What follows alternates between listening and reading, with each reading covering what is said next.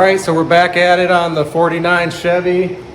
Today I just want to try to get maybe the car raised up in the air and get the rear end out of it so I can start prepping for the 4-link and making room for the step notch on the frame and all that good stuff. So yeah, that's probably what you're going to see mostly in this video. I didn't really show you guys the front end since I've had it back on the car.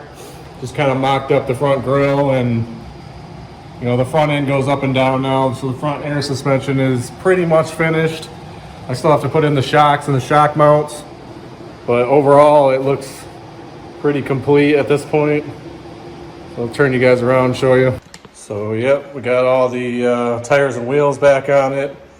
The suspension is cycling now. Everything's hooked up, so we can raise and lower the front end. Show you that. Basically just have a manual fill Schrader valve right now.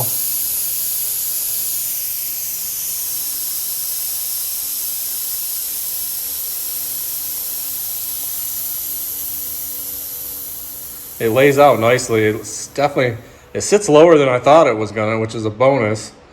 So I was worried about it not sitting low enough with the suspension setup, because you never know with stuff. Sometimes the control arms or the rack and pinion or just the way the geometry is on the suspension, it sometimes won't let it lay out low enough. But yeah, you guys can see it tucks that wheel nicely. It looks sweet. Just totally gives the car a different look and style. Definitely is motivating to get the back suspension done now to match the front. You guys can see I got the grille put back in it, which looks good. Just kind of click the headlight rings on for now.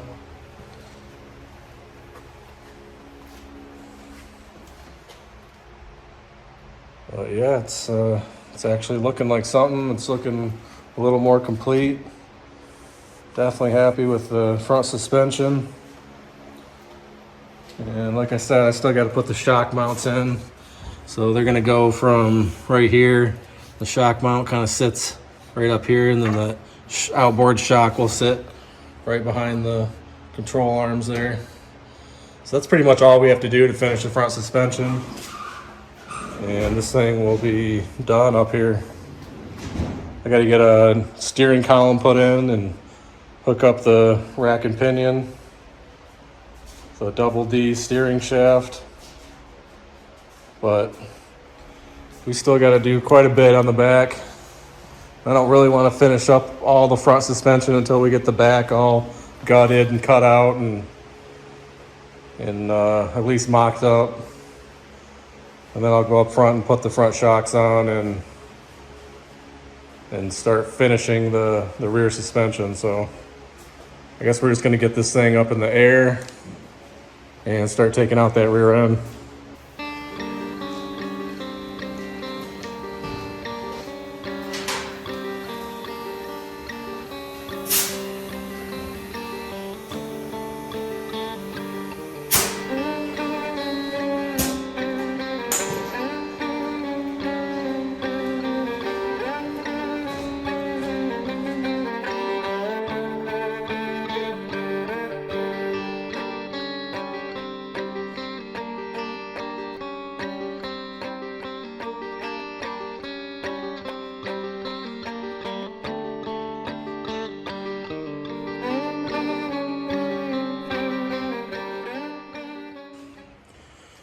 All right, well, we got the rear diff out of the car.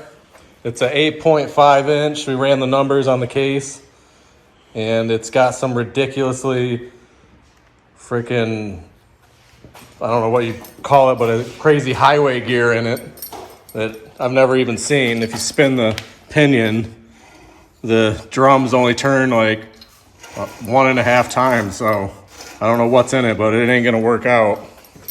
So we're gonna pop the leaf springs off the rear end, and I'm gonna have to start searching for parts for this thing. And it's gonna have to get a posi unit in it and pretty much some kind of rebuild done to it. I'm gonna have to strip the tubes off too and get that ready for the 4-link. But yeah, basically we're just gonna strip this rear end down real quick and do a cleanup. So let's get into it.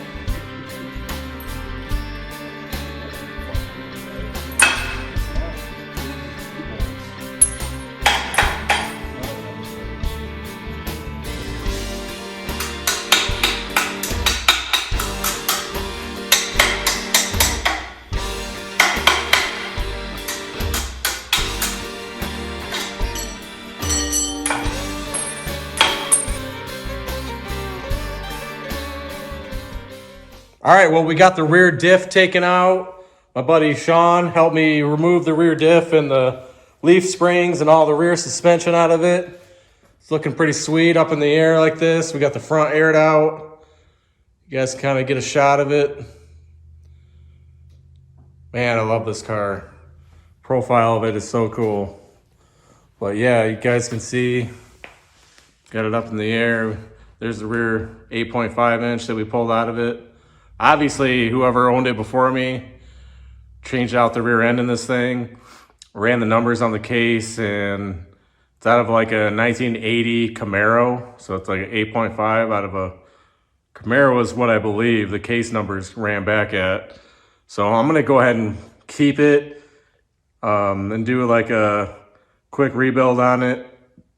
I'm going to look for a posi unit for it because it's got some kind of crazy ass highway gear in it, which we can't run with that LS swap and the 4L60. It's just not gonna work out.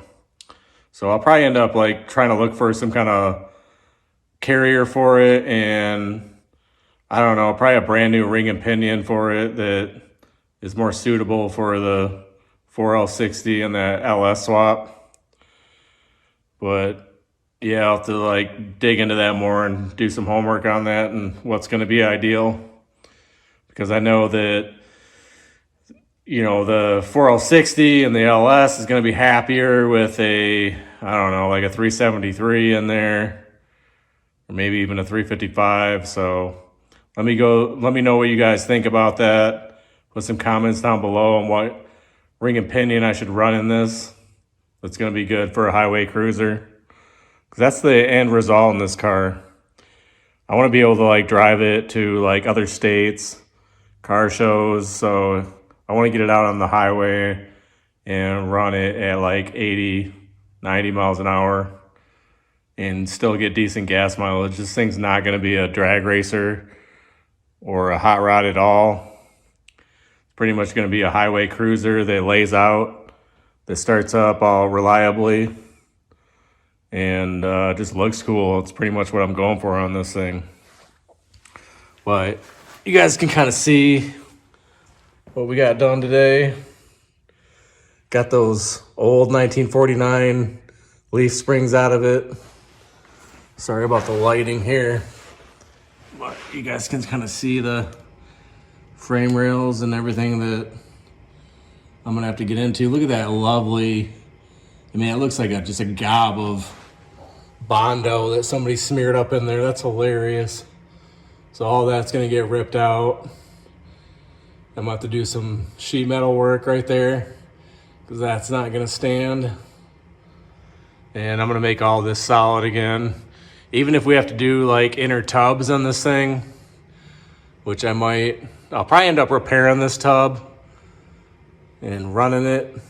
But yeah, that's gonna get a huge step notch right there for the rear end to sink up into for the air ride. And this is all gonna get 4-linked. And panhard bar. The gas tank's gonna get raised up into the chassis. So all this is gonna get worked. None of this is staying. This is all nasty, horrible work. So that's pretty much gonna end it for today. We're gonna hit it up again tomorrow. And let me get you guys turned around.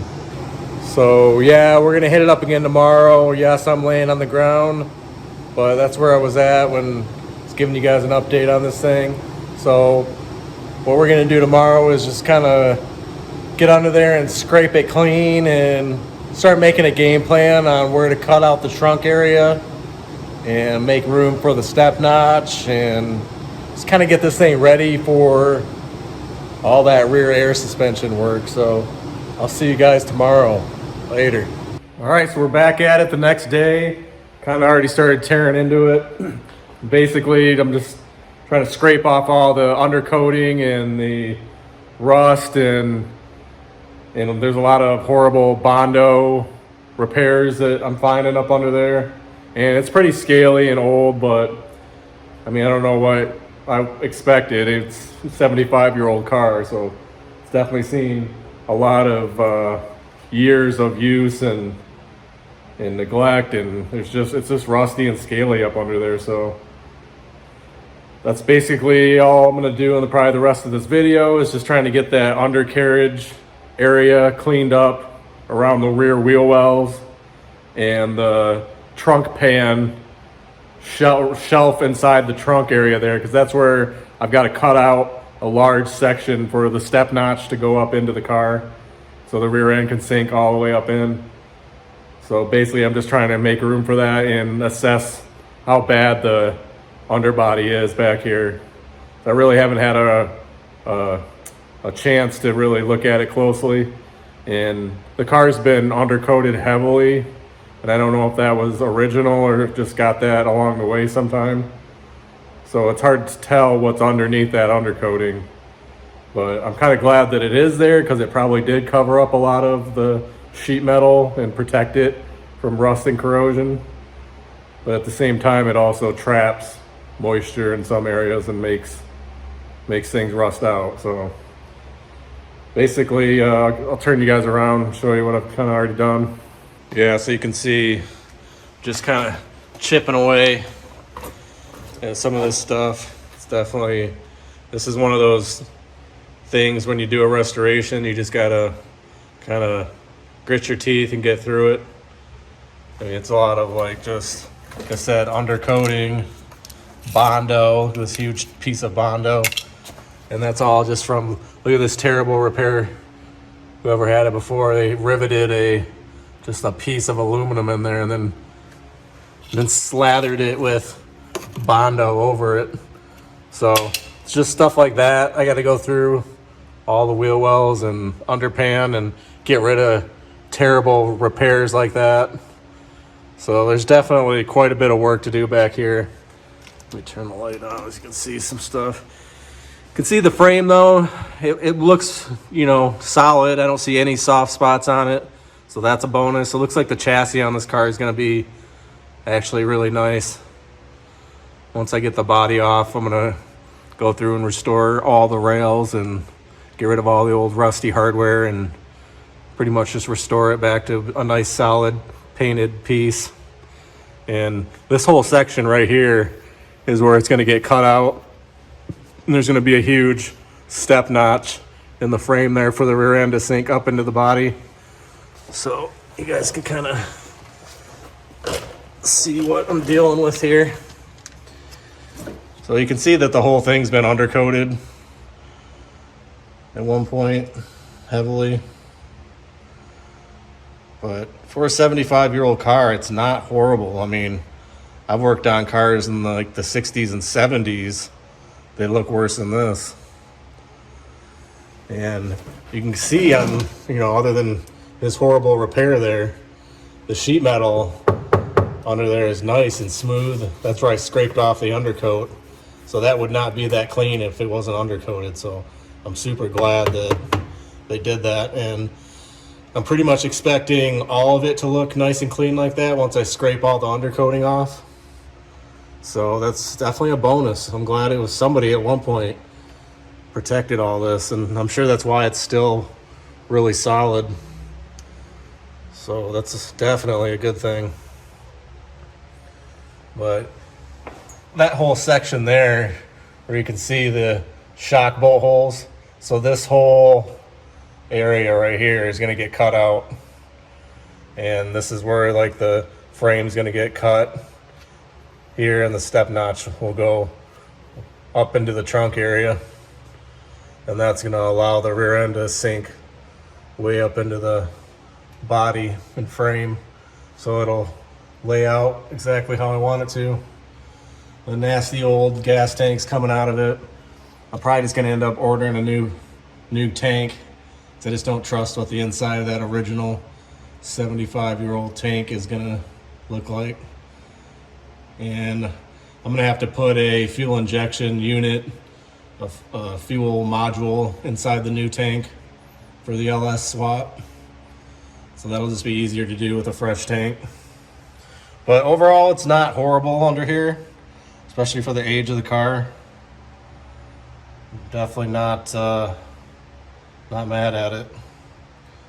So we're just going to continue cleaning up this area here. I just want to get the frame rails scraped and start getting an idea on where I'm going to start cutting out that trunk pan. And we got to price out a step notch. I pretty much have everything on saved that I'm going to order. This thing's going to get 4-linked, and it'll have a airbag over axle setup, and then a panhard bar centering the rear differential. So all that's got to happen next. So it's basically what the next video series are going to be on, is me cleaning all this up and cutting it out and welding in a whole new pretty much suspension setup back here. So it's going to be pretty involved. But after I get that done, this thing is going to definitely have some appeal to it. It's going to be cool. You guys can kind of see the bottoms of the rear quarters and the rockers. They're not great, but they're not horrible either. Definitely savable. So we'll be getting a lot of body work going through here. So basically, I'm just going to get back into scraping and cutting and cleaning, and then we'll do an update shot in the end.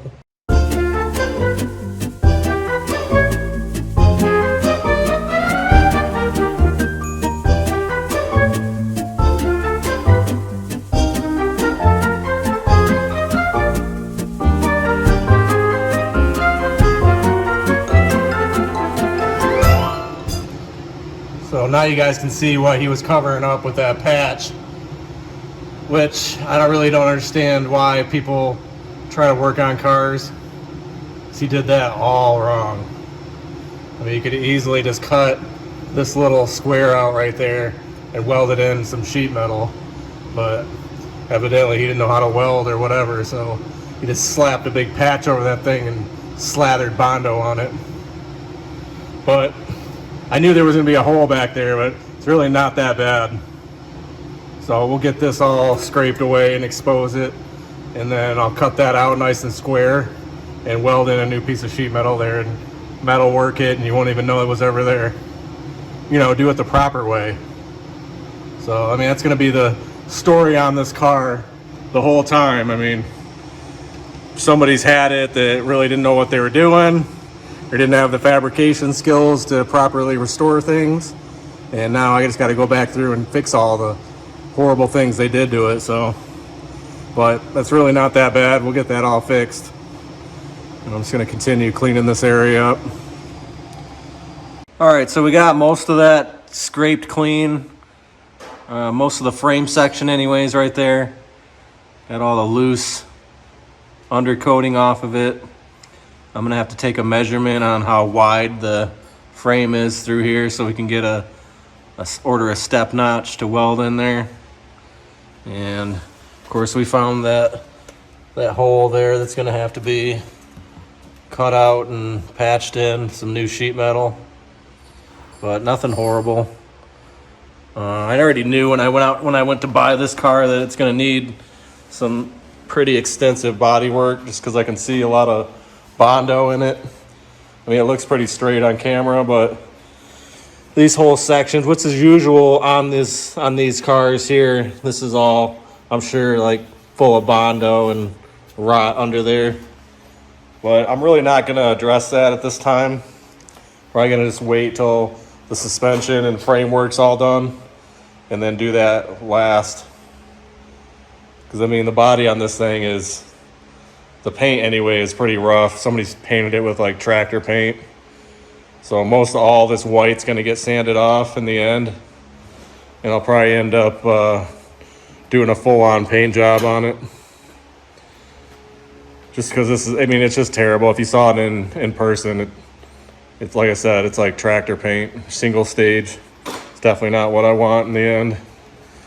But that's pretty much going to wrap up the video.